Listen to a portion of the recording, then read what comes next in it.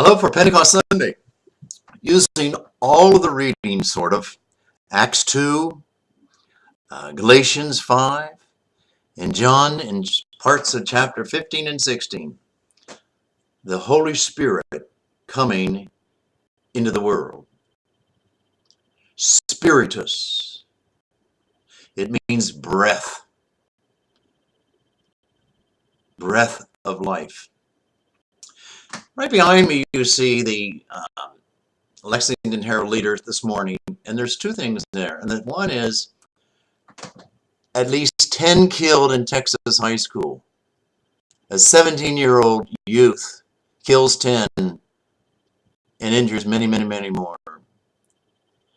And in the bottom two-thirds is a young man, 41 years old, with the sudden death of his father, takes over a company, a worldwide country, that will be influencing many people with jobs and influencing and helping many people.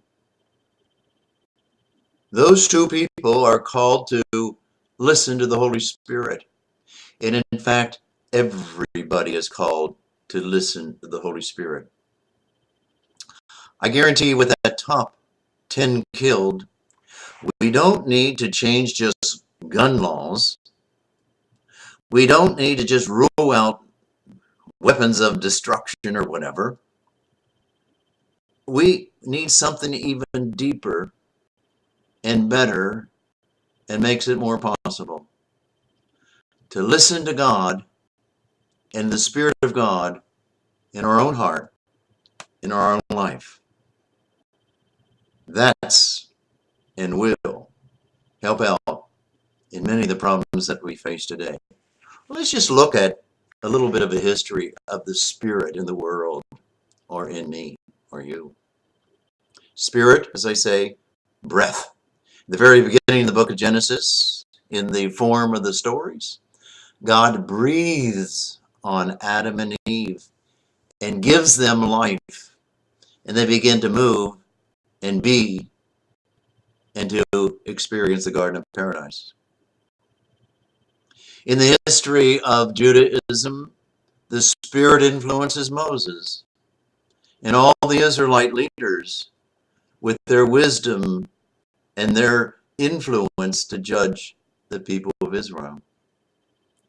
And to a large extent, the Spirit influenced the prophets, Isaiah, Jeremiah. The Spirit influenced them to speak their words, and their words conform with the words of God himself, the heart of God himself, the intentions. And they preached what God wanted, following the Spirit. Well, in the New Testament, as far as when the early church received the Spirit, they received this jolt, or this influence of the Holy Spirit, whereby at one time they were fearful and not understanding, and in this jolt, they understood the mission of Jesus, and they understood what he was, what he said, how he acted, and what they were called to do to carry on the mission of Jesus. And that was the coming of the Holy Spirit, like a wind, like a fire, like a loud noise, but it was a jolt in the history of the early church. And they just did that. They went out with courage and started to preach and do Jesus. Now this presence of the Holy Spirit, this presence of God, dwells not just in the early church in jolt form, but this influence of the Holy Spirit and God deals with each one of us. We're all called to listen to God and the influence of the Holy Spirit in our own lives. And that is really the mission of Jesus. That's the mission of the church. And hopefully, that's the mission of the 17-year-old, this 41-year-old, or the mission that you and I have. I remember before I went in the seminary, I used to dream of helping people. Oh, helping people by being a chemist, yes, at one time. Helping by people by being a surgeon, a dentist at one time. But then I decided that God is calling me to try to help people, many people. And I found that and led that into the seminary and the priesthood to help people and many people. And I believe that was one of the real thrusts in my life, the coming of the Holy Spirit. Well, and life is filled with things like that. For example, a desire to live differently than you have in the past. A young person really beginning to realize his or her real personality or his or her real true self. Influence of the Spirit.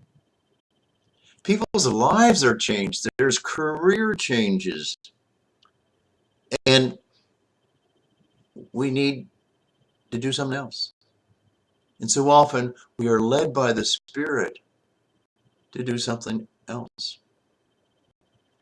When a child or a young person begins to pursue his or her whole life in their dream to do something special and to be led to something special and really be led by the Spirit of God to do something with their life, something special. Oh, at the end of life, you get retired. Well, what should I do now? Sit on the couch and die? You're retired. Well, do something else. Take something, that you haven't done now that you have the time to do, and do something else.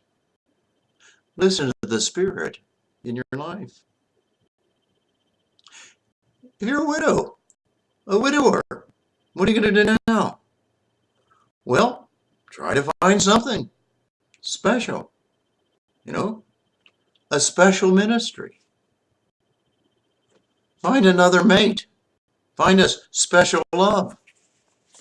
Oh, when one window closes, another window can open.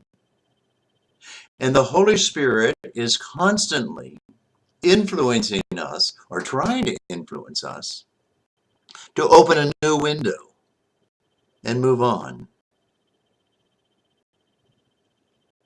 I find that to be really insightful. How do we do this? Well, in the early church, we don't all get those spurts. We don't all get those things that Saul got to become Paul. But we do get and listen to God in my own language, my own life, my own individuality. In that early church in the Acts of the Apostles, they all spoke different languages, but each one understood, and each one would speak in different languages, and they all understood God in their life and the mission of Jesus.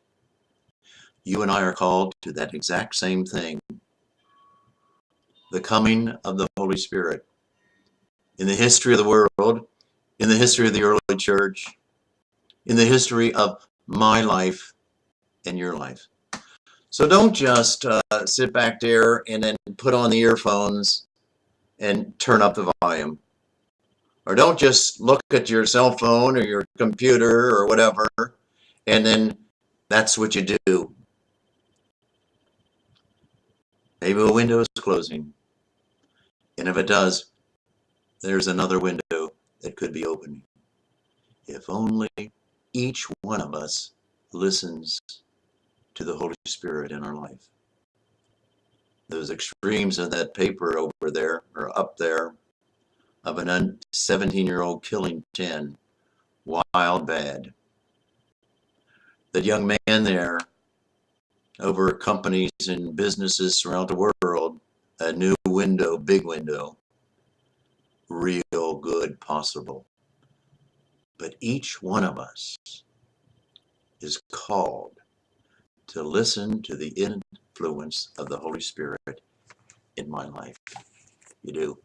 You'll be happier. You'll be with more life. You will do more good. And it's just wonderful. Have a good day.